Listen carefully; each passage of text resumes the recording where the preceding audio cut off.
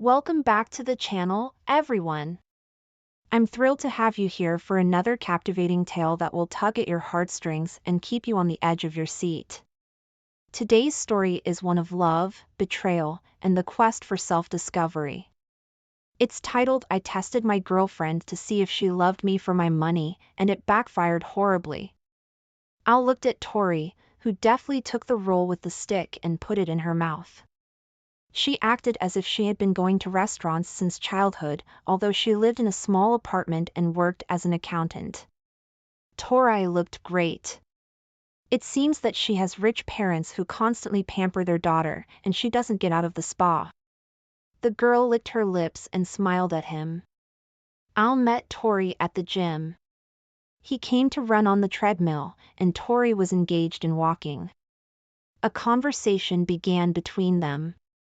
She turned out to be a very interesting and quick-witted girl, so the young man's head quickly went around. Al was fascinated by her sincerity and spontaneity. But then, relatives and friends began to give advice to the guy. Al's mother said that he chose a girl for himself from the category of those who only need money from a man. His mother reproachfully expressed, his father supported her with a displeased expression on his face. Al tried to think differently. He was fine with Tori. He didn't believe that she was a windy girl or a liar. But those around him stubbornly imposed a completely different opinion on him. Therefore, condemnation settled in his soul like a heavy stone, no matter how much he wanted to get rid of them. But Al increasingly began to notice the fact that he began to treat Tori differently than before. He constantly tried to find a catch in her behavior. He wanted to understand if she was really interested in him, or if she only needed his money. And one day, he decided to talk to Andrew, his good old buddy, about Tori and his parents' relationship with her. Andrew said, "Tori is a 100% hunter for wealth. Don't you yourself understand this? Do you think she earns money as an accountant for all this beauty?" Al swallowed hard. Do all girls look beautiful only thanks to beauty salons? If a girl is well-groomed, then she is necessarily a hunter for wealth? He had many thoughts in his head, and each thought gave birth to a new doubt inside. Andrew spoke with a sly smile. "And you check her out. Give her some expensive jewelry. If she agrees and accepts the gift, then she is definitely the same hunter." Al decided to try. Before that, he gave Tori only flowers and invited her on a date. And now he decided to buy her a gold chain with an emerald pendant, which would perfectly match the color of her eyes. When he presented the gift, Tori didn't refuse. She calmly accepted the chain and said that she had not been given such expensive gifts before, and she was very pleased. Al didn't understand anything at all. How should he perceive her behavior now? She's actually a hunter for wealth. Or an honest adult who doesn't want to waste her time needlessly rejecting gifts and bickering, just because pretty much everyone does it out of sheer shyness.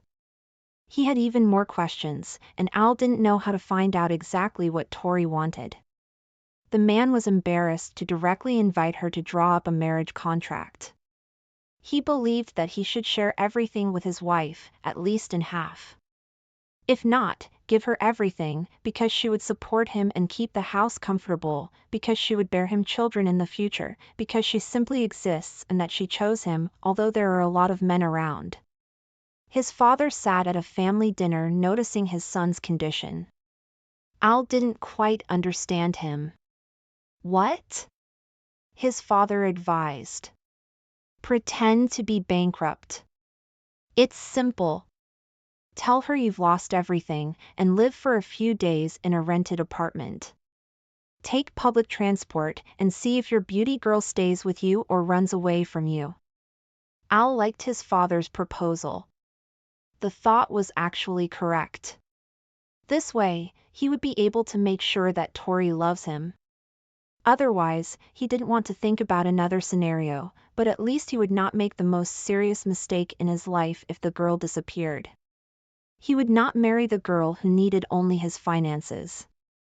And now, as they sat in the Japanese restaurant, Al looked at Tori and prepared to tell her the lies he'd come up with overnight. But his tongue didn't want to turn. Al started. Tori, something happened to me. And he paused, noticing her worried look. This is probably the last time we have dinner at a restaurant. Tori was surprised. Why? You say that like you want to leave me. Al said with difficulty. No, they blocked all my accounts. Here's what's left of my cash. My apartment was also sealed, and my business is on the verge of bankruptcy. A bunch of checks from the tax and other nonsense. I'm not sure that I can afford all this, even if I return to work as a simple financer. Tori forced a smile and lowered her head. At that moment, something inside Al broke off. It seemed to him that he said goodbye to the woman whom he considered the best in the world. Tori didn't say anything else. And when Al saw her off, she just kissed him sparingly on the cheek and left. It's been 3 days, and Tori hasn't called him or even texted him. Al wanted to dial her number, but didn't dare. She made a decision and chose not him. So she didn't really love him. The man played this thought over and over in his head. However, 6 months of a happy relationship couldn't just disappear from his thoughts. They left an indelible mark. Al wanted to talk to the girl and sort out the situation. He even considered telling her that he lied about his financial situation. But then, Tori would have returned to him solely because of the money. Such a relationship would clearly have lost its passion and sincerity. Al began to frequent the cafe that he and Tori often went to when they were walking along the promenade together. He bought himself a coffee, sat down at a table and looked out the window. In his mind, he returned to the moments when they wandered along the shore holding hands. He remembered her smile, jokes, stories about work, and his soul became very heavy. Tori strongly sunk into the soul of a man, and she didn't want to leave from there. The rings of bells on the cafe door brought the man back to reality. Al glanced towards the entrance and froze. Tori entered the cafe. She smiled with some sadness, as if she didn't expect to see him and was not glad to meet him. But she sat down at Al's table anyway and greeted him. The man remarked, "Hi Tori." He had no idea what they could talk about. Only a week and a half had passed, and his soul went to his heels as soon as he saw her. And in that second, he was ready to confess everything and ask her to come back because he missed her. He went crazy without her. The girl started first. "How are you doing? I see that everything is fine with your business. I recently saw your interview on TV." Al opened his mouth, but closed it because the waiter came, and he could at least gather his thoughts a little to properly express what was on his soul. Tori ordered ice cream and coffee with cream, and the waiter left. Al looked at the girl. It was hard for him to even breathe, being next to her and realizing that she couldn't belong to him, and that all her love was feigned. And now she approached him, most likely because she saw his interview on TV. "Tori, I have to tell you something." Al hesitated to reveal his lies, although he wanted to tell her that she had failed the test. She whispered, "Speak." Al said and lowered his head. There was no bankruptcy. He had no idea where this conversation would lead, but he had to open his soul and tell her that she broke his heart and maybe he would feel better. "You decided to test me. I knew about it from the very beginning, even when you started talking to me then. Why do you think I decided to disappear from your life?" Al's eyes went wide. He felt restless in his soul, as if he had been circled around his finger or were trying to do it now. "Then why didn't you say it right away?" Tori pursed her lips, turned to look out the window and said, "Did I have to tell you something? Almost from the very beginning, I felt distrust on your part. When we first met, I felt so warm and good with you. I was sure that I had found the very man I could rely on, whom I could trust, and that it would be mutual. But it didn't last long. After meeting your parents, I felt pressured. It hasn't let go of me for a second since that day. You started acting like you were eyeing me, like you wanted to catch me red-handed, like some kind of thief.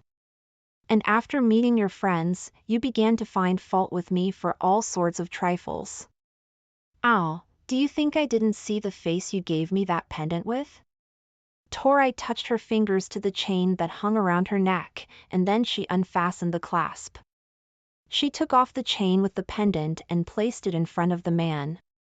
You were waiting for me to start reacting like those naive girls who are waiting for such a gift. But when they receive it, they begin to pretend that it's so unexpected.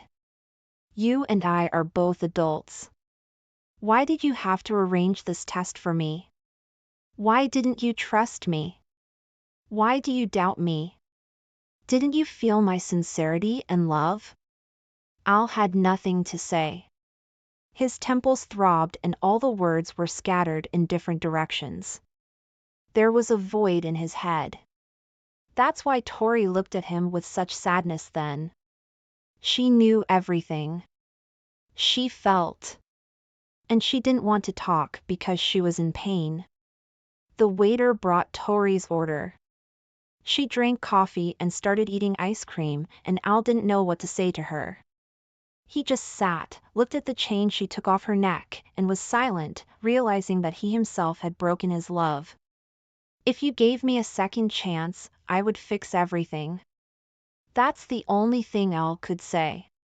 Why would you need a second chance? Tori took the money out of her purse and put it on the table. She rose to her feet and looked at the man.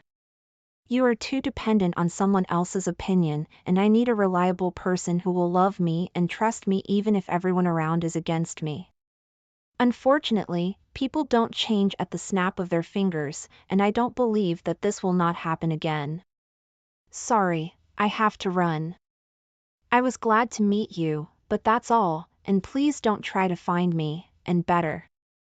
Tori thought for a moment, sighed heavily, and added, don't try to bring me back, but reconsider your behavior and attitude to life. You can't be led by someone else's opinion all your life. Tori is gone. It was hard for her to be around Al, but she understood that his test and distrust would not allow them to be truly happy. She couldn't stay near him, and he just sat, looked after her, and couldn't move, because he actually screwed everything up and let go of the person who could replace the whole world for him. If you enjoyed this story, please show your support by hitting the like button. Your engagement means the world to me and helps keep the stories coming. And don't forget to subscribe to the channel so you never miss out on future tales filled with unexpected twists and turns. Subscribing not only keeps you in the loop but also supports me in my quest to bring you more captivating stories. So, take a moment to like and subscribe. Thank you again for your support, and stay tuned for more incredible journeys. Until next time, keep believing in the power of stories to transform, and welcome back to our channel, where we explore the most intense and unexpected stories about relationships, family, and personal growth. Today, we have a tale that will leave you on the edge of your seat. Imagine waiting 4 long years for your girlfriend to return from studying abroad, only to have your world turned upside down in the most shocking way possible. This is the story of trust, betrayal, and the quest for truth. Join me as we dive into this gripping story titled, I Caught My Girlfriend Cheating with Her Friend's Husband and Then She Dumped Me. The chill of December didn't stand a chance against the warmth buzzing through me as I waited at the airport on December 15, 2023. For years felt like a lifetime, but today, she was coming home. My girlfriend, the one who jetted off to study abroad, leaving a gaping hole in my daily life, was finally returning, even if just for the holidays. I couldn't help but bounce on my heels, a goofy grin plastered on my face, ignoring the curious glances from other bystanders. When she finally emerged, slightly tipsy from the flight's indulgences, our eyes locked, and it was like we were the only two people in the world. The drive home was surreal. She was here, in my car, her laughter filling the space between us, cutting through the years of distance. She queued up a playlist of our songs, and somewhere between the airport and our apartment, in a moment charged with reunion's raw energy, we reconnected in a way we hadn't in years. It was spontaneous, a bit reckless, but it felt like reclaiming a part of us lost in time. Walking into our apartment, I caught her glancing at her phone more often than I remembered. There was a slight shift, a sort of secrecy in the way she'd angle the screen away from me. But hey, after years of long distance, trust was our foundation. I shrugged it off, attributing it to her needing to catch up on messages from friends or perhaps jet-lagged, making her crave some personal space. The next day, we ventured out for brunch at our favorite spot, the one where we had our first date. It felt normal, comfortable, and right. We talked, laughed, and shared glances that said, "I've missed this." The physical connection was undeniable, a reminder of the chemistry that had first drawn us together. It felt like we were picking up right where we left off, no distance or time could dampen what we had. Yet, as days passed, her phone became a constant companion during our moments together. Movie nights ended with her on one end of the couch, me on the other, and her attention firmly locked on her screen. I noticed, sure, but never brought it up. Why stir trouble when everything else felt so right? December 22nd rolled around too quickly, and she was packing up to spend Christmas with her family abroad. She promised we'd stay in touch, FaceTime every day, and share in the holiday spirit, despite the miles. It sounded perfect, but the reality was different. Getting her on a call became a Herculean task, each attempt met with excuses about family outings or bad Wi-Fi. Concern crept in, whispering doubts I was quick to silence. We did manage to connect on Christmas Day, though, and for a while, it was like nothing had changed. We laughed, reminisced, and made plans for the future. Plans filled with hope and shared dreams. But as the call ended, and I was left in the silence of my apartment, the joy of the moment faded, leaving me with an unease I couldn't quite shake off. Was I just being paranoid, or was the distance between us more than just physical now? The trust that had once been unshakable now seemed to have developed hairline cracks, invisible but ever present. As I lay in bed that night, staring at the ceiling, I couldn't help but wonder if the distance had changed us more than I'd realized, or if, maybe, I was just afraid of what the future held for us. The air was frosty when she returned on December 27th, but the chill inside wasn't from the weather. It was her, distant like she'd brought back a piece of the foreign winter in her heart. She was glued to her phone, her fingers swiping with purpose, her eyes rarely meeting mine. Even as I tried to close the gap between us on the couch, she'd subtly shift away, her phone always in hand. It was like she was physically there, but miles away in spirit. Then came December 30th, a day that started like any other but ended with my world turned upside down. "We need to talk," she said, the weight of those words hanging heavy between us. She talked about feeling neglected, about mistrust that seemed to come out of nowhere. I was blindsided, scrambling to find words, to understand where all this was coming from. "I just think it's best if we end things," she concluded, her voice steady, her decisions seemingly final. Desperation kicked in. "We can work through this," I pleaded, my mind racing to offer solutions, changes, anything. "I can be better, more attentive, whatever you need." But her resolve was a fortress, my words, mere whispers against its walls. She had made up her mind, leaving me grappling with a reality I wasn't ready to accept. However, a sliver of hope emerged when we decided to give it another go on our city break planned for January 2nd. It was like a ceasefire, a brief respite from the turmoil. Those days were a mix of the familiar and the tentative, moments of intimacy intertwining with bursts of laughter. It felt like navigating a minefield blindfolded, exhilarating yet terrifying, not knowing if the next step would bring us closer or set everything ablaze again. By January 6th, as I drove her to the airport, the goodbye was filled with promises of effort and making it work. Yet, the unease lingered, a silent passenger on the ride back home. Her words said one thing, but the hesitation in her voice, the fleeting looks, told a different story. It was like watching a replay of our happiest moments, only this time, the colors were muted, the sounds a little off. The drive home was a blur, my thoughts a jumbled mess. The silence of the apartment was a stark contrast to the chaos in my mind. I replayed our conversations, searching for signs, for reasons why things felt so off. Was it me? Was it her? Was it the distance that had wedged itself between us, not just physically but emotionally? In that solitude, the realization hit hard.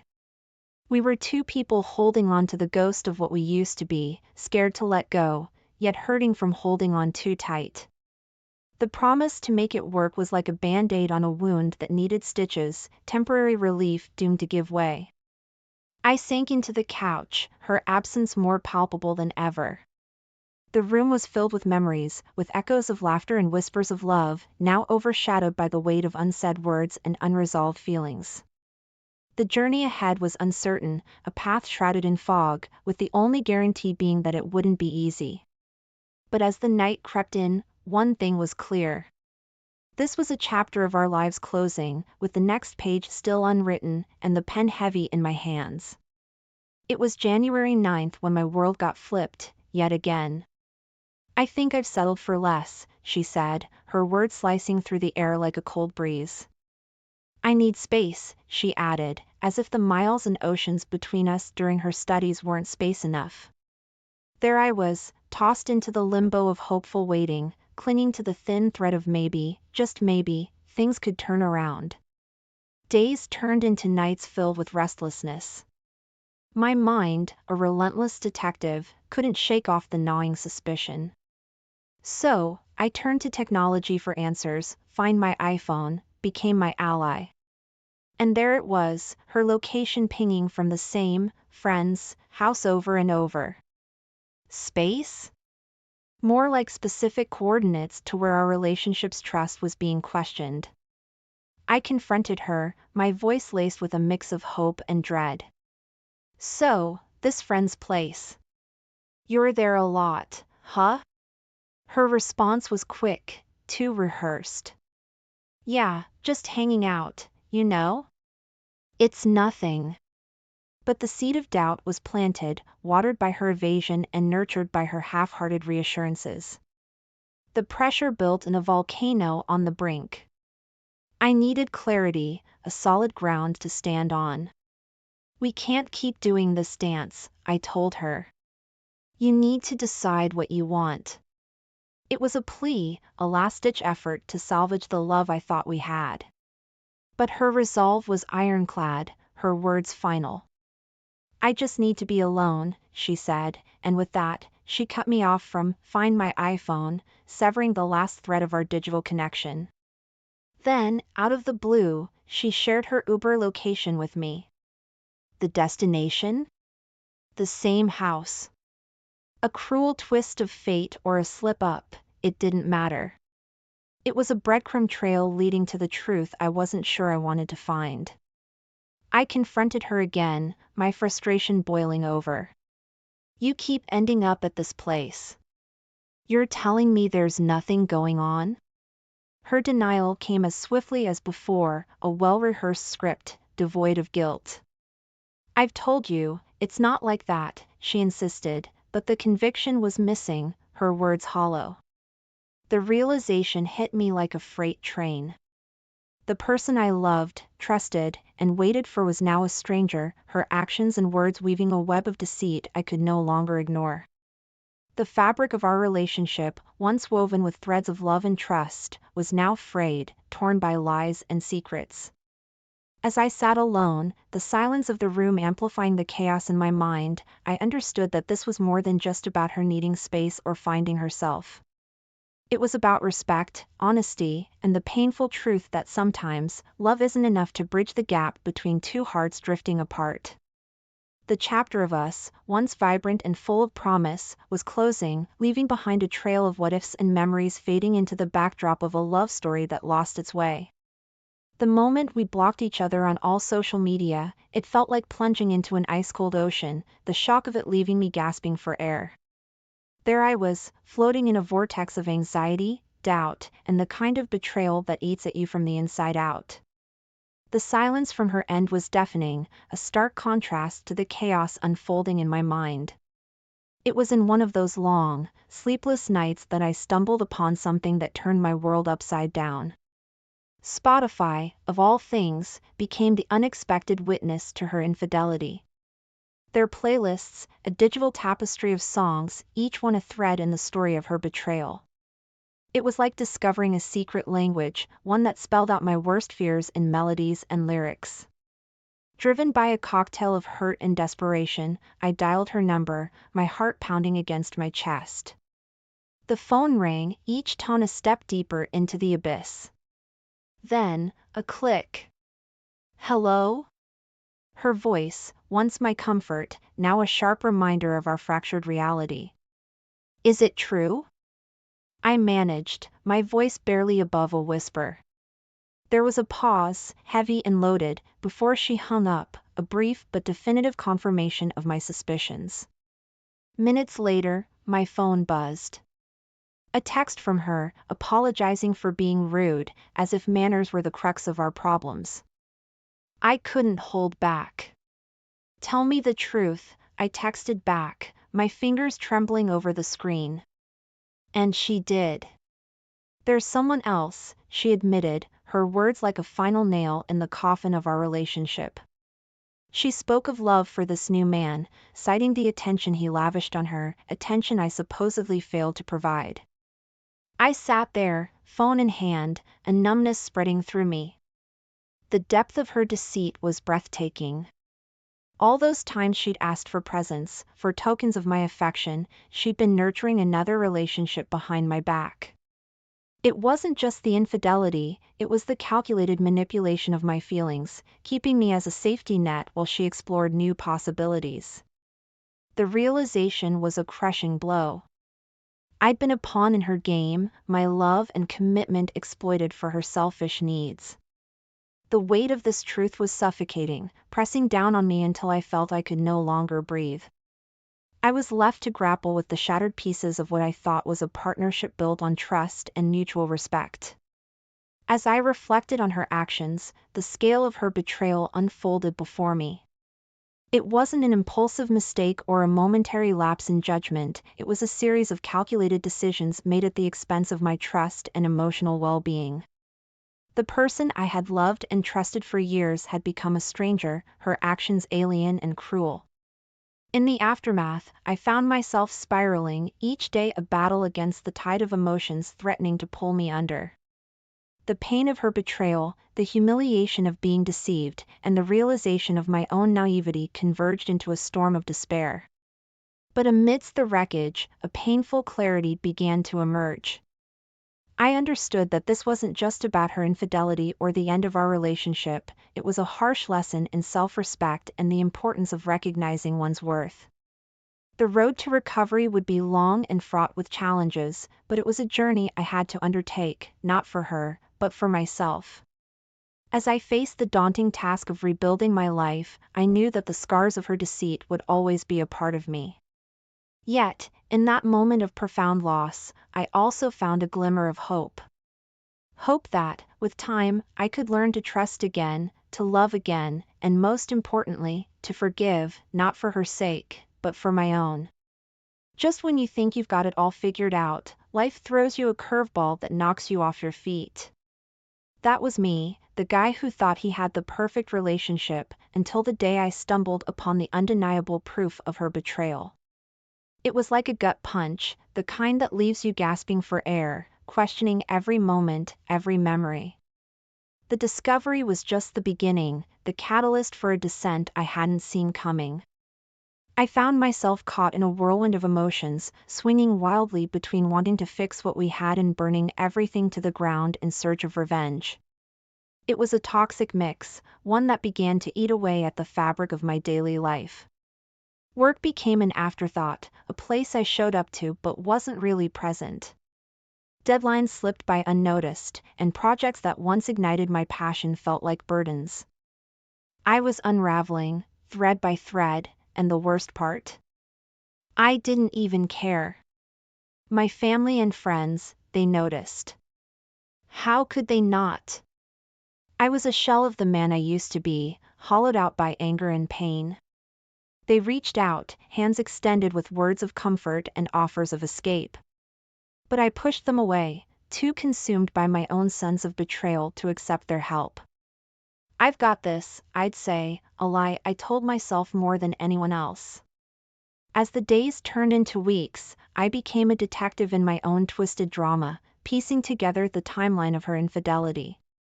Social media, once a place of shared photos and happy memories, became my hunting ground. Every like, every comment, a potential clue. Mutual friends, once sources of joy, were now interrogated, their words sifted for hints of deceit. My obsession knew no bounds. I confronted him, the other man, in a showdown that was more about my shattered ego than seeking any real answers. Words were exchanged, tempers flared, and for a moment, I teetered on the edge of violence, driven by a desire to reclaim some semblance of control. But this path, this need for vengeance, it led me down dark alleys I never intended to explore. Legal warnings soon followed, a stark reminder that my quest for justice was veering into dangerous territory. Privacy violations, they said, harassment claims, words that felt like handcuffs, restraining my every move. In a desperate bid for vindication, I turned to social media, airing our dirty laundry for the world to see. It was a mistake, a miscalculation driven by pain. Instead of rallying allies, I found myself more isolated, caught in the crossfire of divided loyalties. Friends I'd known for years chose sides, leaving me adrift in a sea of judgment and whispered conversations.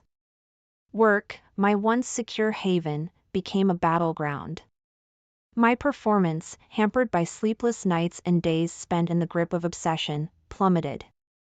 Warnings turned into stern conversations, and eventually, the demotion came. It was a blow, not just to my career but to my identity, a confirmation of the failure I felt etched into every aspect of my life. I was lost, adrift in a storm of my own making, unable to see the shore. The man I once was, confident, driven, happy, seemed like a stranger, a distant memory overshadowed by the wreckage of the present. The pursuit of truth, of some semblance of justice, had cost me more than I ever imagined, leaving me to wonder if any of it was worth the price. In the thick of a storm you've whipped up yourself, there's a desperate kind of clarity that comes with knowing you've got nothing left to lose. That was me, gearing up for one last stand, a final showdown that I hoped would bring me some semblance of closure. I was gunning for remorse, maybe a sliver of guilt, or at the very least, an explanation that made sense of the chaos she'd left in her wake. We met in the very cafe where our story began, the irony of the setting not lost on me. There she was, the same, yet unrecognizably different, her indifference a stark contrast to the turmoil churning inside me. As I laid bare my pain, seeking some acknowledgement of the wreckage, her responses were cold, calculated.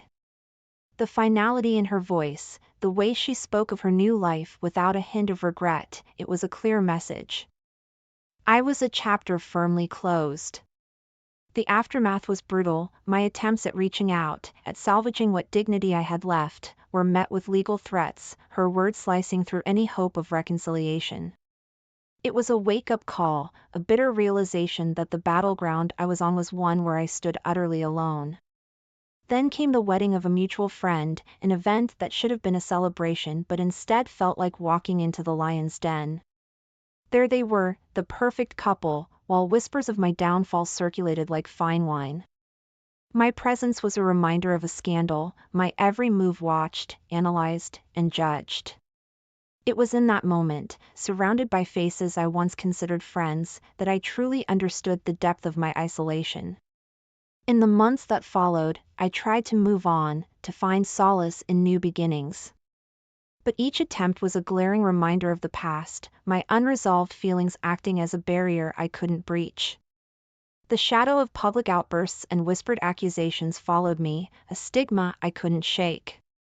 The final nail in the coffin was a letter from her, an impersonal epitaph to what we once had. Her words were sharp, a clinical dissection of our relationship, each sentence reinforcing her decision as one made in pursuit of her happiness. It was a cold, calculated goodbye, one that left no room for doubt or hope. I was left reeling, a ship adrift in a sea of my own making. The realization that I had lost not just the woman I loved but everything that defined me was crushing. My dignity, my friends, even my sense of purpose, all casualties of a war I'd waged on myself. Professionally, I was a ghost, my once promising career a casualty of my inability to separate personal turmoil from my work. The day I lost my job was just another chapter in the tragic saga I'd authored, a tangible reminder of how far I'd fallen. Sitting amidst the ruins of what my life had become, I couldn't help but reflect on the journey that had led me here. It was a stark landscape, one where every choice, every action had contributed to my undoing. The pursuit of closure, of understanding, had cost me everything, leaving me to navigate the wreckage of a life I scarcely recognize. In the aftermath of heartbreak and betrayal, I found myself adrift in a sea of confusion and sorrow. The life I knew, the love I cherished, was gone, leaving behind a void that seemed impossible to fill. It was during these darkest hours that I stumbled upon an online forum, a haven for souls shattered by deceit. Reading through the stories of others, I felt a kinship in our shared pain, a flicker of hope in the solidarity of our experiences. Compelled by this newfound community, I took the brave step of seeking therapy. Sitting in that small, dimly lit room, I poured out my heart to a stranger. It was a daunting task, unraveling the layers of trust, betrayal, and the raw wounds of my public breakdown. Yet, with each session, I felt a weight lifting, a clarity emerging from the fog of my despair. It was during this period of self-reflection and healing that fate threw a curveball my way, a chance encounter with a woman who sparked something in me I thought was lost forever. Her laughter, her empathy, it offered a glimpse of what could be. But the specter of my past loomed large, the scars of betrayal too fresh, sabotaging what little hope we might have had for something more. The realization that I needed a fresh start was sudden but undeniable. I decided to move to a new city, to leave behind the ghosts of my past relationship and the failures that haunted me. Packing up my life was a bittersweet journey through memory lane, each photo, each memento a reminder of better times, tinged with regret and what-ifs. Arriving in my new city, I was met with the harsh reality that escaping my past was not as simple as changing my address. Despite the physical distance, the reach of social media and the whispers of mutual connections ensured that my reputation had followed me. The shadow of my former life cast a long, dark silhouette over my attempts to start anew. The offer of a new job provided a much-needed distraction, a chance to rebuild my professional life and, perhaps, my sense of self. Yet, connecting with my new colleagues proved challenging. The fear of repeating past mistakes, of opening up only to be hurt again, kept me at arm's length, trapped in a self-imposed exile. In search of an outlet, a way to process my journey and perhaps help others navigating their own paths through heartbreak, I started a blog. Writing anonymously, I shared my story, my mistakes, my lessons learned. The act of putting words to my pain, to my growth, became a therapeutic endeavor, a way to make sense of the chaos that had once threatened to consume me. Now, as I stand looking out over the skyline of my new city, I'm struck by the duality of my circumstances. Yes, I've managed to put physical distance between myself and the reminders of my past, but the emotional scars remain, a testament to the cost of love and betrayal. It's a sobering realization, one that comes with its own form of peace. For in acknowledging the scars, and accepting the pain and the lessons it has taught me, I find myself ready to face whatever comes next, armed with a deeper understanding of myself and a cautious hope for the future. The journey has been long, fraught with setbacks and moments of despair, but also marked by growth and unexpected moments of grace. As the sun sets on this chapter of my life, I'm reminded that while the past may shape us, it does not define us. The true measure of our strength lies in our ability to rise from the ashes of our darkest days, to forge ahead with resilience, and to open our hearts once more, despite knowing the risks. This is the true cost of love and betrayal, but also the undeniable value of hope and redemption. Thank you for watching. If this story resonated with you, please give this video a thumbs up and share your thoughts in the comments below. Don't forget to subscribe and hit the notification bell so you never miss an update on our latest stories. Until next time, stay strong and welcome back to the channel, everyone. I'm thrilled to have you here for another captivating tale that will tug at your heartstrings and keep you on the edge of your seat. Today's story is one of love, betrayal, and the quest for self-discovery. It's titled "I Closed Up the Coffee Shop, Then a Customer Lost Her Mind, Called the Cops Over Missing Earbuds." Hey guys, how's it going? Hope you're doing well. My name is Crown, and today I'm going to read you some very interesting stories that I hope that you're gonna love. And now, without further ado, let's go. So, I work in a coffee shop. Most of our customers are genuinely lovely people, but over the years, I have learned about the levels of entitlement and just plain crazy that exist. To be honest, I didn't think anyone could surprise me anymore. Tonight's events might actually have surpassed the guy who put a curse on me and my family. The guy who threw a ceramic cup at my head one morning. The drunk girls who threw up all over the front door at 7 a.m. then walked in and got grumpy that we didn't have any vegan breakfast items. The time a guy managed to get himself so wound up that he started swearing at me because I hadn't laughed hard enough at his "if you can't find a product on the till, then it's free" joke. That I have previously never ever heard before. Ever. Honest. Yeah, okay. So today I was cleaning up like usual and for once, it was going pretty smoothly. One of those dream shifts where you look around and just know you're going to get out on time. No last-minute customers demanding you make drinks and mess up every piece of equipment you've just spent an hour cleaning. It was glorious. I did the usual rounds telling the last few stragglers that we were closing in 5 so if they could start finishing up and getting themselves ready and so on. And I went through to the office to start the admin. Now, one thing you need to know is our company policy states that you can't take the till off and count it until the doors are locked. Obviously, you can't lock the doors until all the customers have left. And this is usually not a problem. So I came back through to lock the doors and there she is. Let's call her Karen, okay? Karen is standing near the front door and emptying out the entire contents of her purse and pram all over a table. I looked at the girl who I was working with and raised an eyebrow. She's working with me long enough to recognize the "what the hell is going on" look.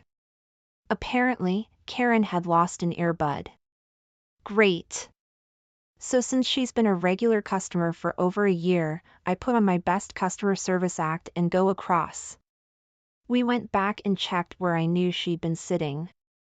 Then check out the other table she had also been sitting at earlier. Turns out I never want to put my bare hands that far down the sides of the sofas again. We both searched and couldn't see anything. I offered for her to leave her details in case it turned up in the morning. I'm on early so I'd have another look tomorrow. But nope. This wasn't good enough. Before my eyes, this usually very normal, polite, pretty, reserved grown woman turned into a raging banshee. Screeching about how they are 150-pound earpods. Several things happened over the next half hour. Her husband appeared. Someone needs to give that man a medal, or maybe a CT scan. He quickly sussed out the situation and tried to talk some sense into her. She then started screaming about how she wasn't leaving until it was found. and she was calling the police. At one point, they were physically fighting over her phone while she dialed 999. And he was calling her crazy. Side note, never call a Karen crazy. It does not end well, my friend. I was standing to the side quietly watching this all unfold. Keys in one hand and phone in the other. While texting my boss what was going on and reminding her she really does not pay me enough to deal with this. Being the absolute champion boss she is, she called and heard some of that chaos going on in the background. Karen's poor husband continued to try and reason with her. There was a little more chat between me and him while she wailed down the phone at the police. She started demanding I go check the rubbish bags. Apparently telling her she was more than welcome to go check them herself. But they were in the skip bins at the back of the building. Was just not the right answer. Eventually, her extremely patient husband got sick of her, so he left. At one point, she shouted at my colleague who asked her to move so she could finish mopping the floor, which set Karen off again. Her husband reappeared as she was kicking off at me again for stepping in and saying the girl didn't shout at her. And pointing out that after her behavior for the past 20 minutes, she was in no position to decide who is and is not shouting. It was at this point she finally pushed the limit of my patience when she said the words, "I am not leaving until you show me respect. You would treat me differently if I was from this country." Now something else you should know, I'm not actually from this country either. I might have the local accent, but my birth certificate states something different. I'm also not white, so I take particular offense when someone tries to use a race card in a racist way. Sometimes people are just jerks and it has nothing to do with the skin color of anyone involved. So my restrained customer persona slipped. I left one of those, "Are you kidding me?" laughs. I said the words, "Did you actually just call me racist?" "Nope, I'm out." While her husband started having a go at her for being ridiculous, I went and grabbed a till and stormed off into the office, half expecting to come back out and find Karen chaining herself to the front door and chanting, "We shall not be moved." About 10 minutes later, 2 wonderful police officers showed up. Karen had suddenly turned into a timid and demure delicate little victim again while whining about her plight to these guys. They also quickly worked out what was going on. Apparently, the call they got had said it was a domestic incident. It was clearly not a domestic incident. They spent 5 minutes searching the same areas and also found no AirPod in sight and suggested she leave her contact details for us to call her if it turned up in the morning. Karen thought this was a great idea. I pointed to the counter and said the pen and paper were still sitting there from when we offered that same thing an hour before. Granted, it was a childish move, but after hearing the police officers ask him where her child was while she played with the AirPod, my last silver of understanding and patience evaporated. Turns out Karen had freely given her very expensive, arguably overpriced headphones to her 4-year-old child to play with, then flipped out and called the police when one went missing. Seriously, I can't even begin to explain how livid I was at this point. Needless to say, she was heavily scolded and warned by the police officers.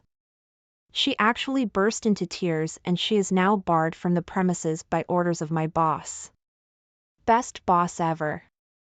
So, I've started to get into belly socks, butterfly knives, like a couple months ago.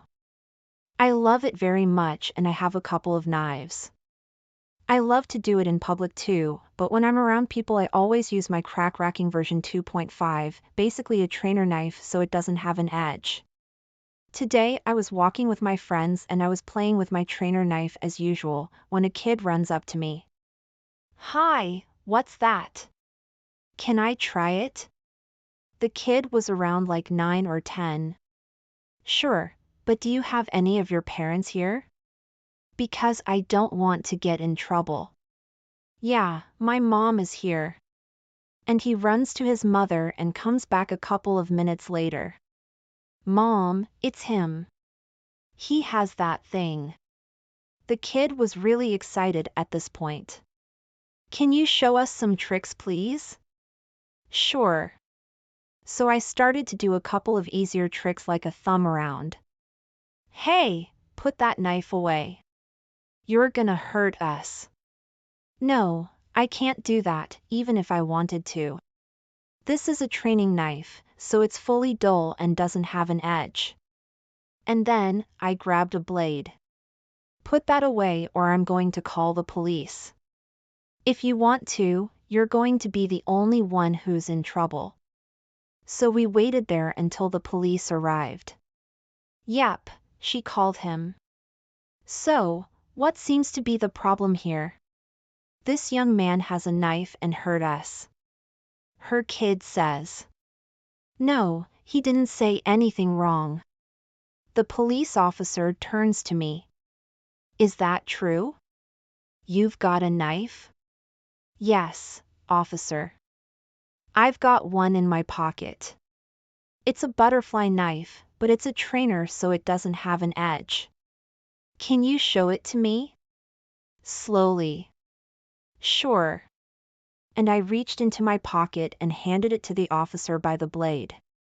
So he sees it doesn't have an edge. Okay, I see no problem here. Thank you, sir. And he started to hand me my knife, but the entitled parent snapped it out of the officer's hand and decided, I don't know why, to slap the officer.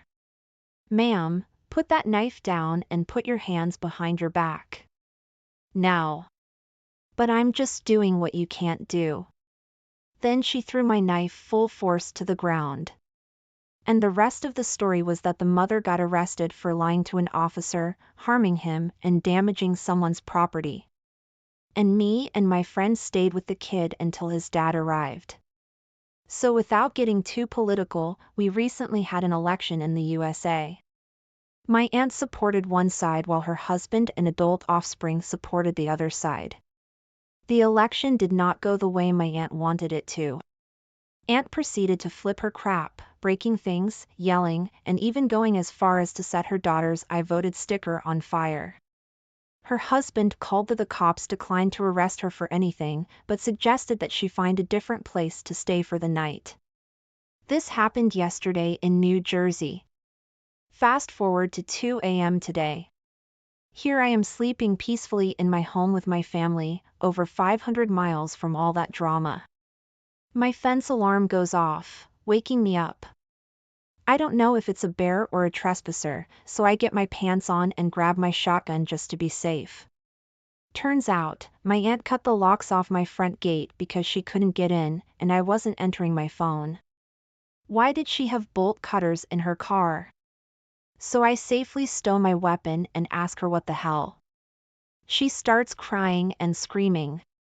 Mind you, this is at 2 a.m. in a quiet rural community, about how the devil took her family and they threw her out.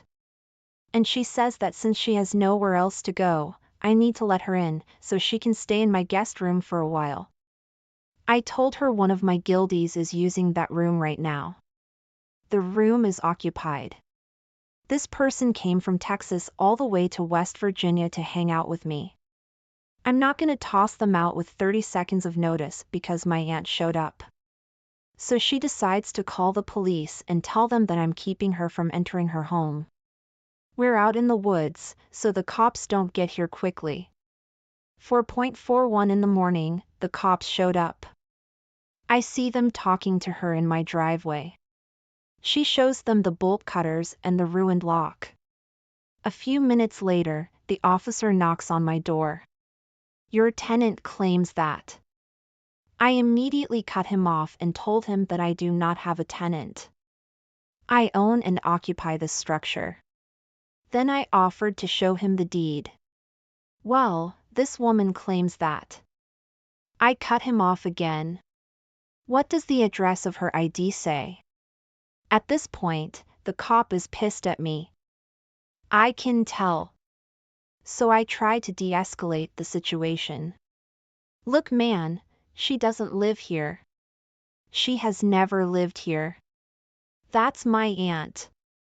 She lives in New Jersey. Please check her ID card. The cop calms down a bit and lets me know that he will talk to her and then comes back. 10 minutes later, the cops come back to my door. 3 of them this time. Not just the one from earlier. One of them had stripes and a rocker on his arm. He asks me if there is any way Aunt can stay here for the night. Because she's too drunk to drive, so he can't let her back on the road. This woman just drove from New Jersey to West Virginia drunk. Thank God she didn't kill anyone. I told him that she cannot stay here, but that I'm sure there is room in the local jail. The cop asks me if she can just sleep in her car in my driveway and leave in the morning. I told him absolutely not. When she wakes up in the morning, I would just have to call him to get her off of my property, so that would solve nothing, and I ask him to remove her from my property. Long story short, her car got towed and she is in a drunk tank for the night. I was a witness to this a long time ago, and the results were learned by word of mouth. Once upon a time, there was a kid. Let's call him Marco. Marco was your everyday kid. A little skinny. I remember him being slightly geeky, and if you left your pins unattended, he'd disassemble them before you turned back around in your seat at times. He was nice, polite, and fairly helpful. This was middle school. One day though, he does it to a bully, and let's call him Polo. Polo is huge but was fat. He looks like if you drill 3 holes into him, a giant could use him for bowling. He's not nice, he's not handsome, and he's got a posse of equally disgusting friends who all gang up together to bully others. I suspect that if they hadn't ganged up with each other, they would have been bullied. Perhaps they have been in the past and got a taste of power over others when they ganged up. I don't know. I kept to myself. One day, I saw Marco with a swollen eye and wet hair. He's limping a bit too, and his backpack is ripped. I ask him what the hell happened, and turns out Polo threw him into a bathroom stall by his backpack, which ripped. The toilet got him in a knee, and Polo shoved his face into the water, bashing his eye into the seat. I asked why Polo had done this to him, and he says, I took his pin apart. It was just a big crystal or some cheap pin like that. Things escalate over the next few weeks. Eventually, Marco has to take time off when Polo strips him naked in the bathroom except for his boxers and makes him shove them into the toilet. The school, being full of your typical jerks, tries to expel Marco for damage to school property and does nothing to Polo. This is taught by video evidence of the gang leaving the bathroom, laughing and rifling through Marco's backpack, then tossing it in the trash. When Marco comes back, he's different. He's not happy. He's quite subdued, and he doesn't talk to anyone, and bruises magically appear on him between classes. He withdraws into himself and begins to look positively skeletal. Of course, no one at the school does anything except one nice jock. He comes across Polo stealing Marco's backpack and Polo into a trash can. Of course, he's suspended. But does it again when he comes back. The teachers give up on suspending the jerk after his parents threaten to sue. The fact that someone bothered to stand up for him, though, seems to have given life back to Marco. He starts opening back up and putting weight back on, which is very good. One day, though, he's wearing a scarf, a very special, beautiful knitted scarf. His grandfather had knitted for him. Yes, grandfather before he died. Polo steals it and comes back the next day with a bag of ashes, handing it to Marco. And he laughs hysterically. Marco comes back the next day with a backpack full of sugar-free Haribo gummy bears. Polo, being the glutton that he is, steals every single bag of bears and eats them by the throughout the day. Marco cries. But I remember something in his sobs didn't quite reach his eyes. Near the end of the school day, Polo lurches out of the classroom and pulls for the bathroom. He doesn't come back the next day. Or the next. Someone says they saw blood in the bathroom. Polo comes back a few days later with an eye patch and mottled, fading bruises all across his face. I believe it's called petechiae. He's permanently blind in his left eye and bruising makes him look like a ripening fruit for as long as it lasts. He's in and out of school for doctor's appointments for a while. He did not mess with Marco again and instead became very introverted and quiet. The reports of blood in the toilet of the bathroom he went to were never confirmed. But it's quite likely. Thank you for watching and see you next time. Wow, what an emotional journey that was. If you enjoyed these unbelievable real-life stories and want to hear more, be sure to give this video a thumbs up. Share your thoughts in the comments below, and let us know if you have any jaw-dropping stories of your own. Don't forget to subscribe and turn on notifications so you won't miss any of our upcoming episodes. Thanks for watching, and we'll see you in the next one on Josiah. Welcome back to the channel, everyone. I'm thrilled to have you here for another captivating tale that will tug at your heartstrings and keep you on the edge of your seat. Today's story is one of love, betrayal, and the quest for self-discovery. It's titled Caught Cheating, Husband Hires Private Investigator, Shocking Footage Revealed. Get ready to experience a tale of trust shattered and the pursuit of truth as we uncover the secrets that threaten to tear a marriage apart. Tell something was up, but I didn't press. She said she was tired. So I went with it over the next few days. I started noticing that she was on her phone quite a bit, even around dinner time. I would ask, why is she texting a lot these days? And she would tell me that she was in a group chat, talking with her girlfriends about the girls' night out they had and planning another one. I didn't think much of it at the time. She was constantly texting her girlfriends. It was nothing new, but looking back now, I realized she was probably planning something with them that she didn't want me to know about. My wife works as a consultant for a big firm and would always come home stressed. So I didn't mind her having a night out with her girlfriends every so often. But now she is talking about another girls' night out. This will be the second girls' night out coming up in less than 3 weeks. The bad thing is, these women she hangs out with, 4 of them are all single. She is the only married one of the bunch, which in my opinion is not a good thing because it means she is the only one with something to lose. The other women are footloose and fancy-free. I don't want my wife to be a cheater, but I also don't want to control her or tell her what she can and cannot do.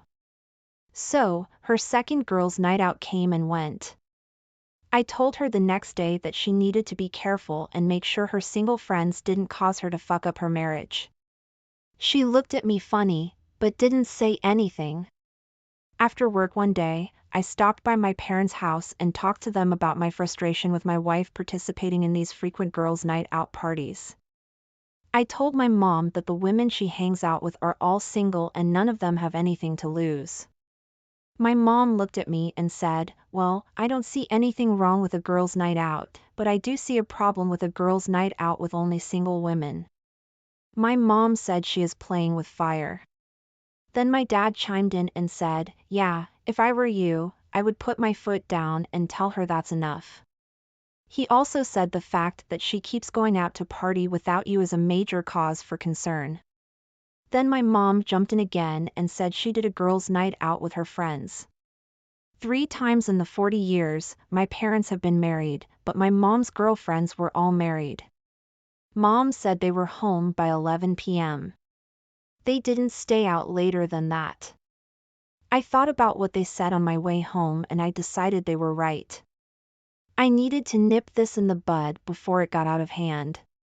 When I got home, I talked to my wife about it and she got angry saying I was being controlling and didn't trust her. I tried to explain that I wasn't trying to control her. I just wanted her to be careful because I loved her.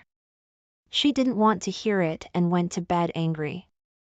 The next day she left for her girls' night out. She didn't even come home from work.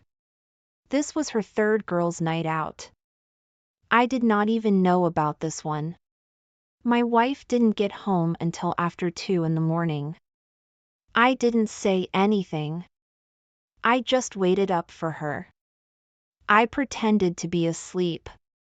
When she entered the bedroom, I decided I needed to find out what was going on and why she wanted to leave her family and party with her girlfriends on the way to work the next day. I called a friend of mine and asked him, did he still have the contact information for the private investigator he used for his company?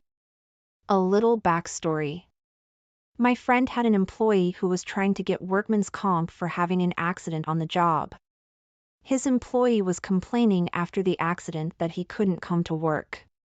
So my friend promptly hired a private investigator. Turns out he wasn't injured at all. He was playing golf, played in a flag football league. Needless to say, he dropped the workman's comp claim. My friend gave me the number of the private investigator he used. He then asked me, was everything okay? I told him I wasn't sure. And I indicated that I think my wife is doing something she wasn't supposed to be doing. I said, she has been going out and doing these so-called girls' night out parties. My friend then asked me what made me think my wife was cheating. I told him about the 3 times she had gone out recently and stayed out until after midnight, coming home, smelling of alcohol. I also told him that when I confronted her about it, she got angry and defensive. He then said to me, well, it sounds like you have enough. I called the private investigator and set up an appointment to meet him after work. I met the private investigator and he asked me what I wanted him to do. I told him I wanted him to follow my wife and see what she was doing when she went out on her so-called girls' night out. The private investigator told me his fee was $100 per hour. And I said, I didn't care. I just wanted to know what my wife was doing. I gave the private investigator a picture of my wife. I told him what kind of car she drove, where she worked and what hours she worked. The private investigator told me he would start following my wife the next day. I waited impatiently for the private investigator to call me and tell me what my wife was doing. Finally, after 3 days, he called me. The private investigator told me to meet him after work. He had some footage to show me. He showed me footage of my wife leaving work in different clothes that day. On that day, she didn't leave for work in those clothes. She changed at work. He followed her to a bar. He went in and noticed she went to a table with a bunch of women, which were her girlfriends. They were there for about 2 hours. Then they all left. He followed them to a house about 15 minutes from the bar. He noticed a guy answered the door and they all went in. The private investigator was dressed in black. He tells me that at night, it helps him get closer for his surveillance. He walked up to a window at a slight distance and noticed all the girls were dancing, grinding on a few guys. And my wife was in the corner with some guy. He was squeezing her butt and she was kissing him. After that, he looked at me and told me, I think you have enough to do what you need to do. He handed me this flash drive and he told me he will keep a copy just as a precaution. After meeting with the private investigator, I went home and cried. I couldn't believe my wife of 9 years had cheated on me and she was still doing it. I wanted to confront her, but I didn't want to show her the footage. The next day I got up and left for work without saying anything to my wife. She sent me a text on the way to work, asking why I didn't say anything to her. When I left, I did not respond to the text. When I got to work, I made it a point to call a few divorce lawyers to see what I was dealing with and how I could protect myself. I also started looking for a place to stay because I knew there was no way I could stay in the house with my wife. I will miss the boys, but their mother did this. I was absolutely devastated. My whole world had been turned upside down and I didn't know how to fix it. The only solution was divorce. I wasn't going to try and fix our marriage. She wants this single life. She can have it. I had to be strategic because I didn't want the boys to be alone while their mother went out on her girls' night out. I live in Massachusetts, which is a no-fault state, that much I know. So divorce should be pretty easy. When I got home that night, my wife was home sitting on the couch with the boys. I walked in and she asked how my day was. And the boys smiled at me and said, "Hey Dad," I wanted to cry, but I had to hold it in. A few hours go by and everyone is winding down. My wife puts the boys to bed and comes downstairs and asks me if I want to watch a movie with her. I said, "No, I don't think so." She then said, "Okay, I'm going to bed." I waited until she was in bed to go upstairs and get my stuff and leave. I waited until she fell asleep before I left the house. I didn't have anywhere to go yet. So I went to my parents'. It was late. My dad was worried and asked me, was I okay? I told him I had something to show him. We sat down at the dining room table. I pulled up the footage that my private investigator compiled and showed my dad what the private investigator found. And my dad was in disbelief. My mom came downstairs and I showed her too. They were both speechless. I told them I was moving out and getting a divorce. They didn't say anything to try and stop me. I'm sure they were disappointed, but what could they say? My wife had cheated on me and I was done. I stayed at my parents' house that night. The next morning I got up, I sent my boss a text and told him that I would be coming in late. I was honest with him and he didn't have a problem with it. After talking to my boss, I noticed my wife had sent me hundreds of text messages, wondering where I was and why I left last night. I didn't respond to any of them. I found an attorney and filed for divorce based on the grounds of adultery. And I moved out of the house. I went back to the house when I knew my wife wouldn't be there. And I left a note on the kitchen counter. I told her that I had filed for divorce and that she could find me at my parents' house if she needed anything. After work, I drove to my parents' house and I saw my wife's car parked in the driveway. I went inside and I saw my wife sitting at the kitchen table crying. She asked me why I filed for divorce and I slowly pulled out my phone and showed her the footage and told her that I did not deserve this. I didn't deserve the way you were treating me. We sat and talked for a while and we both decided it would be best if we divorced. I told her I didn't want the house. We were renting it anyway, so she could have it. She makes enough money to pay for it. At the divorce hearing, it was amicable. The judge gave me 30 days to get the rest of my things. I didn't go after her for alimony. I made more than her and I didn't have to pay child support. She was getting that from the kid's father already. We are both the same age, 33, and the boys are 7 and 8. It was heartbreaking because I loved those boys like they were my own and I was their father in every way, but biologically. My job offered me a position out of state and I took it, changed my phone number. Only my parents and a few friends have my new number and started a new life.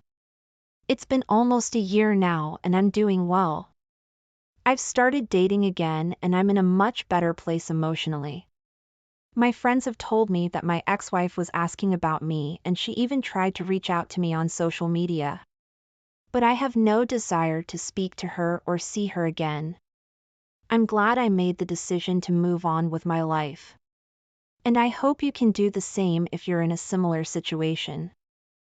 Thanks for reading. I have never shared anything about my life on these forums, but this was heartbreaking for me.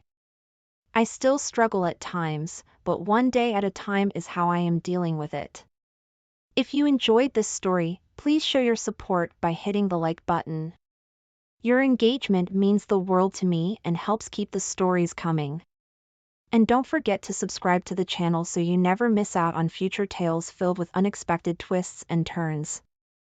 Subscribing not only keeps you in the loop but also supports me in my quest to bring you more captivating stories. So, take a moment to like and subscribe. Thank you again for your support and stay tuned for more incredible journeys. Until next time, keep believing in the power of stories to transform and welcome back to the Chanel, where we dive into the most jaw-dropping tales of betrayal and payback. Today's story is one that will leave you on the edge of your seat. Imagine discovering that the two people you trust the most are hiding the darkest secret from you. What would you do? How far would you go to get even? Our story today is titled, "Found Out My Best Friend and Boyfriend Were Having an Affair, Here's How I Got My Revenge." Let's get right into it. I never thought I'd be the girl to say this, but here I am, heart shattered, trust broken. It's funny, isn't it?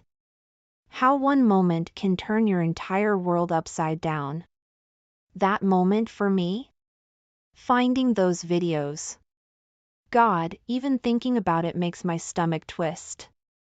I was at Lara's, my supposed best friend since forever, celebrating her brother's 22nd birthday. The house was buzzing with people, laughter echoing off the walls, drinks flowing like there was no tomorrow. And me? I was floating through it all, tipsy and carefree, until I wasn't. Lara had disappeared outside, mingling or whatever, and I decided it was selfie time.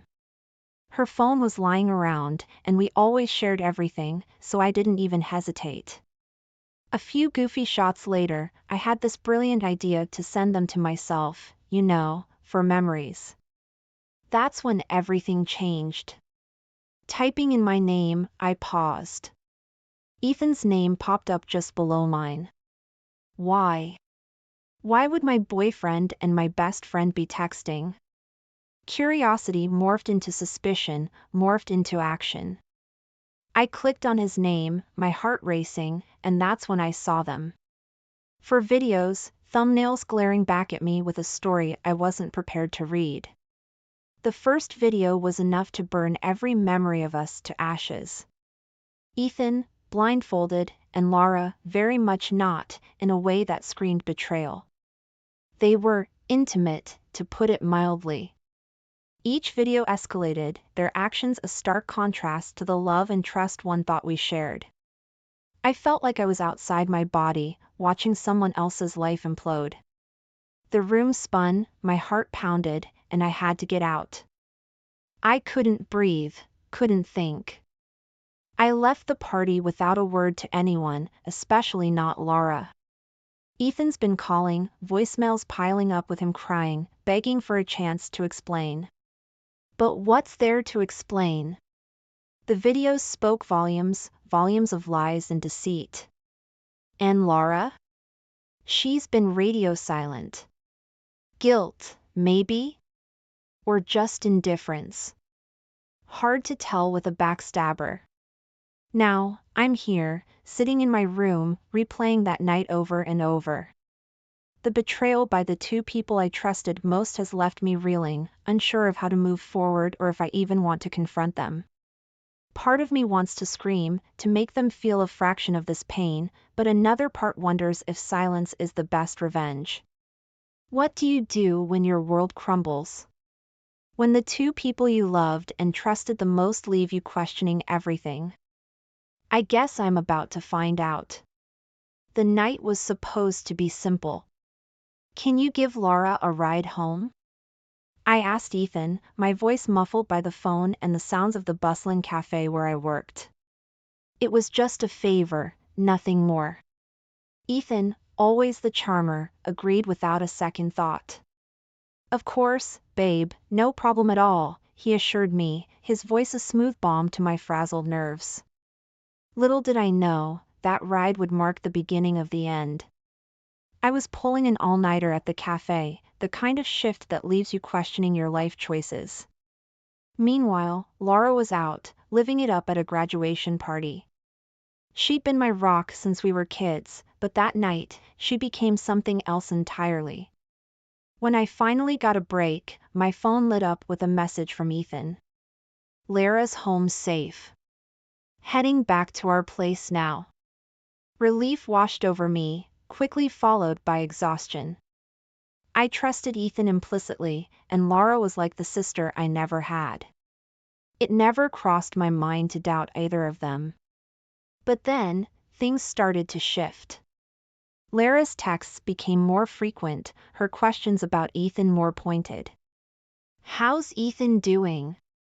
He's such a sweetheart for giving me a ride." Her words, innocent on the surface, began to carry a weight that I couldn't shake off. And Ethan? He just laughed it off, his usual easygoing self, oblivious to the storm brewing on the horizon. The first seeds of doubt were planted the next time we all hung out together. Lara, who was always more jeans and a t-shirt than anything else, showed up in a dress that left little to the imagination. She clung to Ethan's every word, laughing a little too loudly at his jokes, her eyes lingering on him a little too long. It was subtle, but undeniable. Something had shifted in the dynamics of our trio, and I found myself on the outside looking in. I tried to brush it off, to convince myself that I was reading too much into it. After all, they were just being friendly, right? But the nagging feeling in the pit of my stomach wouldn't go away. It was like watching a car crash in slow motion.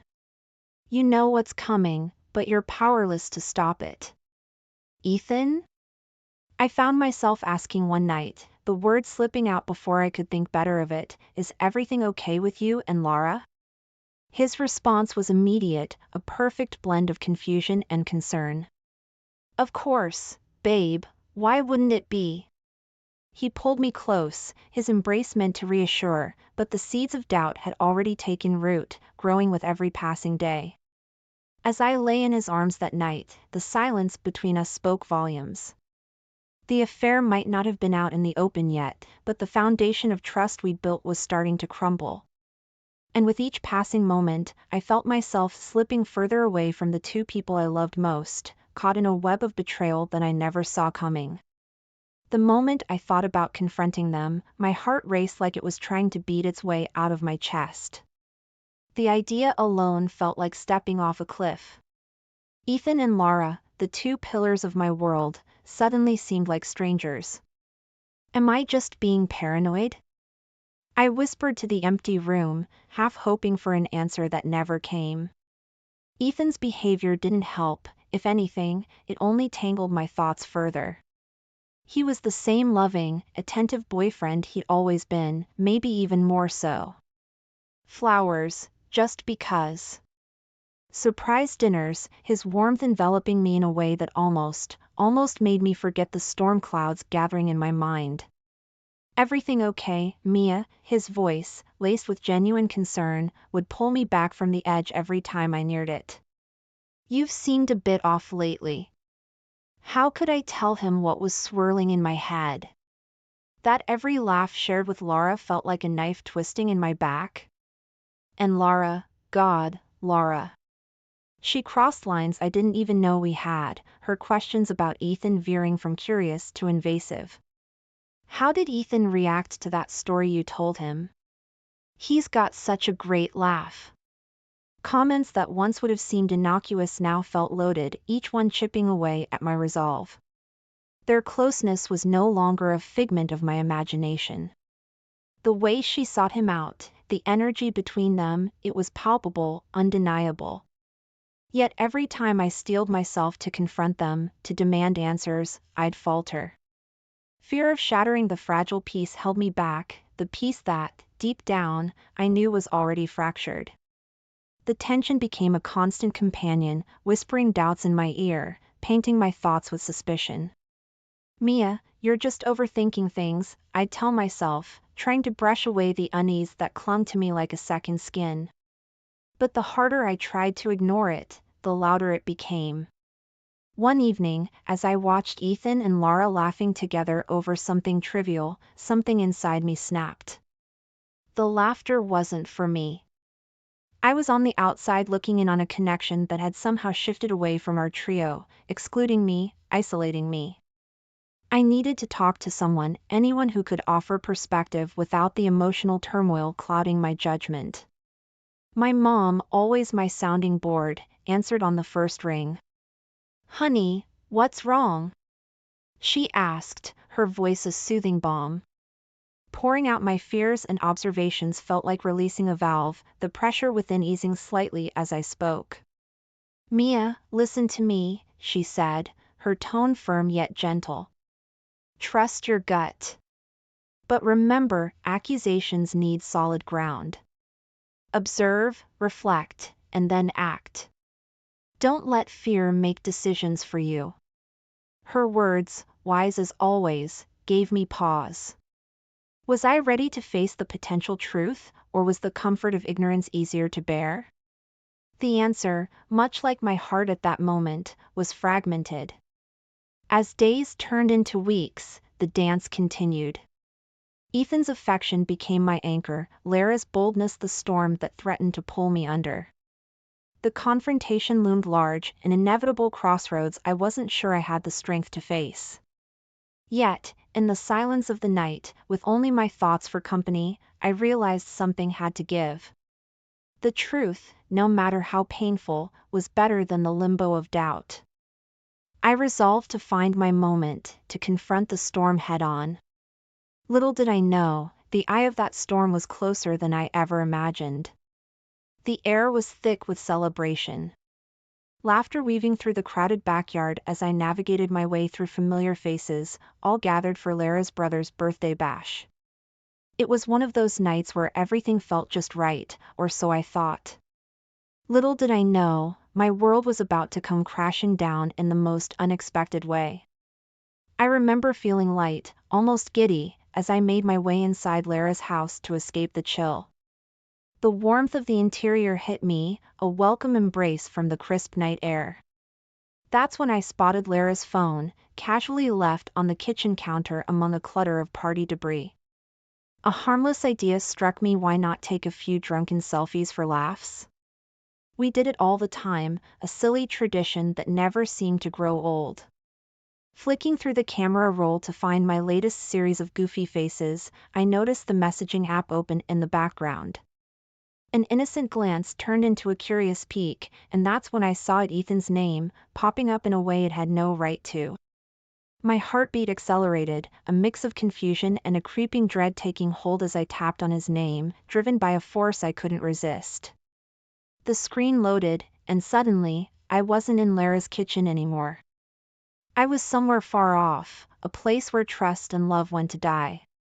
Videos, 4 of them, each a knife twisting deeper into my heart. My fingers trembled as I pressed play, each second unraveling the life I thought I knew. The first video was a blow I couldn't have prepared for. Ethan, my Ethan, with Lara in a way he was only supposed to be with me. Blindfolded, vulnerable, and completely unaware I would ever witness this. Their laughter, touches, the intimacy of their betrayal, it was all there, laid bare for my disbelieving eyes. I watched, frozen, as each video descended further into a nightmare. There they were, the two people I trusted most in the world, sharing moments meant for us, for me and Ethan. The realization hit me like a physical force, tears blurring my vision as the final video ended. The room spun around me, the sounds of the party outside a distant, mocking echo. I felt sick, heartbroken, and utterly betrayed. How? Why? Questions spiraled through my mind, but deep down, I knew the answers wouldn't change the raw, aching wound inside. I left the phone where it lay, a Pandora's box of shattered illusions. The urge to confront them, to scream and demand explanations, surged within me. Yet, my feet carried me away, out of Lara's house, away from the scene of my world's quiet collapse. The night air no longer felt crisp, it was cold, a chill that matched the sudden ice in my veins. As I walked, the images played on a loop in my mind, a cruel highlight reel of betrayal. Ethan's and Lara's laughter echoed in my ears, a soundtrack to the unraveling of my trust. I knew then, nothing would ever be the same. The unexpected twist in my story wasn't just a revelation, it was a turning point, a moment that redefined everything I thought I knew about love, friendship, and trust. The moment I stepped out of Lara's house, the cool night air felt like a slap to my face, a harsh contrast to the storm of emotions raging inside me. My phone buzzed incessantly, a relentless reminder of the reality I was desperately trying to escape. It was Ethan, of course. His name lit up my screen over and over, each call a stab of betrayal. I didn't need to hear his voice to know what he would say. The apologies, the explanations, the desperate pleas for understanding, they were all meaningless. How could words undo what I had seen? How could they stitch back together the trust that had been so carelessly ripped apart? I took a deep breath, the decision crystallizing in my mind with a cold, hard finality. Blocking them was almost cathartic, each button press a step towards severing the ties that bound me to the pain. Ethan, Laura, they were parts of my life that I needed to cut out, malignant growths that had hidden their toxicity until now. The walk home was a blur, my thoughts a tangled mess of anger, disbelief, and an overwhelming sense of loss. By the time I reached my apartment, my phone was flooded with voicemails from Ethan. Part of me, a very small part, wanted to listen, to let his words wash over me in a wave of self-torture. But I resisted. There was nothing he could say that would change the images burned into my memory. Ethan again, I muttered to myself, deleting another voicemail unheard. His desperation was palpable, even through the digital distance I had put between us. Mia, please, just let me explain. It's not what it looks like. I swear to you, I didn't know she was filming. Please, babe, we need to talk about this. His words, even unheard, were like echoes in my mind. Could it be true? Did it even matter? The betrayal wasn't just in the act caught on camera, it was in the lies, the secrecy, and the fact that it happened at all. The apartment felt empty, colder somehow, as if the shadows held whispers of the love and trust that had once filled its corners. I sank onto the couch, the silence oppressive, the solitude a stark reminder of the gaping hole Ethan and Lara's actions had torn in my life. In that moment, the urge to confront Ethan, to scream and cry and make him understand the depth of the pain he had caused, was overwhelming. But what would it achieve? The damage was done, the trust shattered beyond repair. No, this was a wound that words could not heal. The night dragged on, each tick of the clock a reminder of the agonizing limbo I found myself in. To confront or to retreat, to seek answers or to accept the painful truth without them. These were questions I couldn't answer, not yet. For now, the only thing I could do was navigate the immediate aftermath of the betrayal, one agonizing step at a time. As dawn crept through the curtains, casting a soft light on the remnants of a life I thought I knew, I realized that this was just the beginning. The road ahead was uncertain, fraught with pain and the daunting task of rebuilding myself from the ashes of my shattered trust. But it was a road I would have to walk, one way or another. The second the idea took root, it was like a wildfire in my veins, consuming the remnants of the hurt and betrayal with a fierce, unyielding intensity. I wasn't going to let them get away with it, not without facing the consequences of their actions. Direct confrontation? No. That would be too easy, too quick. They deserved more. They deserved to feel a fraction of the pain they'd inflicted on me. I spent the night plotting, my mind racing with possibilities until it clicked, the perfect form of revenge. Exposing them, letting everyone see them for who they really were, felt like the only way to strip them of the facade they'd so carefully constructed. The videos were damning evidence, impossible to deny or explain away. I worked methodically, my actions fueled by a cold, detached resolve. Creating anonymous email accounts felt like donning a mask, a necessary shield to hide behind as I prepared to unleash the storm. The videos, once a source of unimaginable pain, were now my weapons, and I wielded them with a precision that surprised even myself.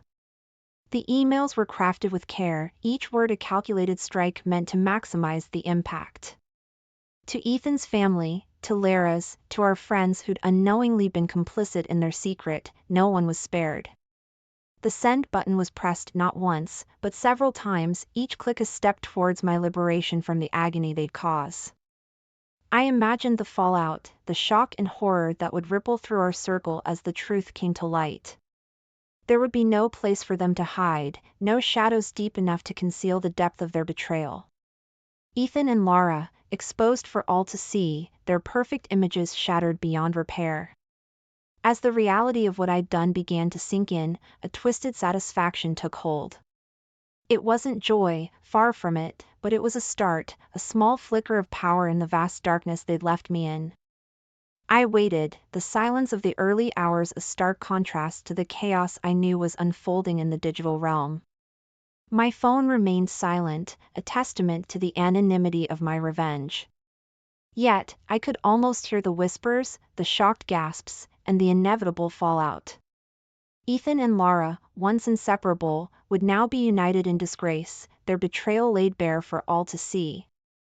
This wasn't forgiveness, nor was it a path to healing. But in that moment, it was enough. Enough to give me a sense of control, a brief respite from the crushing weight of my shattered trust. As dawn broke, casting a soft light on the remnants of my old life, I knew that nothing would ever be the same. But maybe, just maybe, I could start to rebuild, piece by fragile piece, in the aftermath of the storm I'd unleashed. The silence of the morning after was deafening, each tick of the clock a heavy, echoing reminder of the storm I had unleashed. The night before, my fingers had danced across my phone with a single-minded purpose, sending those videos into the digital ether. It was a calculated move, cold and precise, aimed at exposing the betrayal that had torn my world apart. Now, as dawn broke, the reality of what I had done began to settle in, heavy and inescapable. My phone buzzed relentlessly, a constant barrage of messages and notifications. The digital world was ablaze with the scandal I had ignited. Ethan and Lara, once pillars of my life, were now the epicenter of a social earthquake, their reputations crumbling under the weight of their actions. I had envisioned this moment, played it over in my mind as a scene of triumphant justice. But as I scrolled through the messages, the expected surge of satisfaction eluded me. Instead, a hollow emptiness gnawed at my insides, a realization that no amount of revenge could undo the pain or fill the void left by their betrayal. The opportunity for confrontation came unexpectedly, at a gathering of mutual friends. The room was thick with tension, whispers darting through the air like arrows, each glance heavy with unspoken words. Ethan and Lara stood together, isolated, their eyes searching the room until they found mine. The moment was charged, a crackling anticipation of the inevitable clash. Ethan stepped forward, his face a mask of regret. "Mia, please, can we talk?" His voice was low, tinged with the desperation that might have once moved me. Lara stood by his side, her eyes downcast, a silent plea hanging between us. The words I had rehearsed for so long suddenly felt hollow. "There's nothing left to say," I responded, my voice steady but devoid of warmth. "You both made your choices, and now you have to live with them." The finality in my tone left no room for arguments or excuses. Turning my back on them, I walked away, leaving their apologies unacknowledged. It was a moment of closure, but not the kind I had imagined. There was no sense of victory, no triumphant exit. Just a deep, aching sadness for what had been lost. In the days that followed, the fallout from the public exposure was impossible to ignore. Ethan's friendships deteriorated, his social circle shrinking as the reality of his actions set in. Lara faced a similar fate, her once vibrant presence now a shadow, tainted by the choices she had made. As I watched from a distance, the consequences of my revenge unfolding, a bitter truth settled in my heart. The destruction of their social lives, the isolation they faced, it didn't bring me peace. Instead, it served as a constant reminder of the betrayal, a wound that refused to heal. In the quiet moments, when the noise of the world faded into the background, I was forced to confront the scars that the betrayal had left on my soul. Trust, once given so freely, now felt like a luxury I could no longer afford. The walls I had built around my heart were higher, stronger, a fortress to protect me from the pain of betrayal. The journey from love to betrayal, from betrayal to revenge, had brought me to this place, a place of reflection, where the cost of my actions lay bare before me. Despite the successful revenge, satisfaction remained an elusive shadow, a reminder that some wounds run too deep to be healed by retribution alone. In the end, the downfall of Ethan and Laura was not a story of victory. It was a tale of loss, a cautionary reminder of the fragility of trust and the price of vengeance.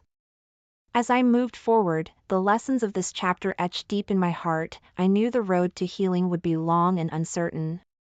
But it was a road I was ready to walk, one step at a time, in search of a peace that revenge could never bring. The morning light crept through the curtains, casting a soft glow across the room, illuminating a new chapter in my life.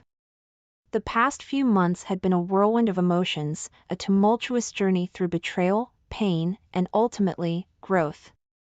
As I sat at my desk, surrounded by textbooks and notes, I couldn't help but reflect on how far I'd come. My studies and part-time job had become my sanctuary, a place where I could lose myself in routine and responsibility, away from the chaos that had once consumed my life. Each day was a step forward, a testament to my resilience. I had learned to guard my heart, to see the red flags I had once so naively ignored. It was a cautious stance, one where I was constantly aware of the shadows of my past. Ethan's attempts to reach out had been a steady background noise, a reminder of the life I had left behind. His messages, filled with regret and pleas for forgiveness, went unanswered. It wasn't out of spite, but rather a necessary step towards healing. I had moved on, leaving him to grapple with the consequences of his actions. It was a chapter closed, a lesson learned. Lara's fate was a mirror to the consequences of betrayal. The vibrant, carefree friend I once knew had become a shadow of her former self, isolated by the very actions she thought she could hide. The backlash was swift, a social exile that left her grappling with guilt and loneliness. It pained me to see her fall so far, but it was a path she had chosen, a stark reminder of the fragile nature of trust. Despite the scars, the pain had carved a path to new beginnings. My world, once so narrowly focused on Ethan and Laura, had gradually expanded, welcoming new faces, new friendships. It was a cautious process, each new connection forged with a wisdom born from betrayal. Trust was no longer given freely, it was earned, a precious commodity that I guarded with vigilance. The final lesson, the silver lining in the stormy clouds of my past, was a profound understanding of my worth. Betrayal, while a bitter pill to swallow, had taught me the value of self-respect, the importance of setting boundaries, and the necessity of walking away from those who no longer served my best interests. It was a painful journey, but one that had ultimately led me to a place of strength and empowerment. As I turned my attention back to my studies, the noise of the world outside fading into a distant hum, I realized that the betrayal, though a defining moment, was no longer the anchor it had once been. It was a part of my story, but not the entirety of it. I had emerged from the darkness, not unscathed, but stronger, wiser, and more resilient. The road ahead was uncertain, filled with its own challenges and triumphs, but I faced it with a newfound confidence. The lessons of the past, while hard-earned, had equipped me with the tools to navigate the complexities of life with grace and determination. Betrayal had broken me, but in its wake, I had discovered an unshakable sense of self, a compass by which to steer my future. And so, with a deep breath, I embraced the day, ready for whatever lay ahead, secure in the knowledge that I was no longer the person I had once been. I was stronger, wiser, and infinitely more capable of facing the world on my own terms. The final lesson had been learned, and with it, a new chapter had begun. If you enjoyed this story, make sure to hit that like button and subscribe for more incredible tales of revenge.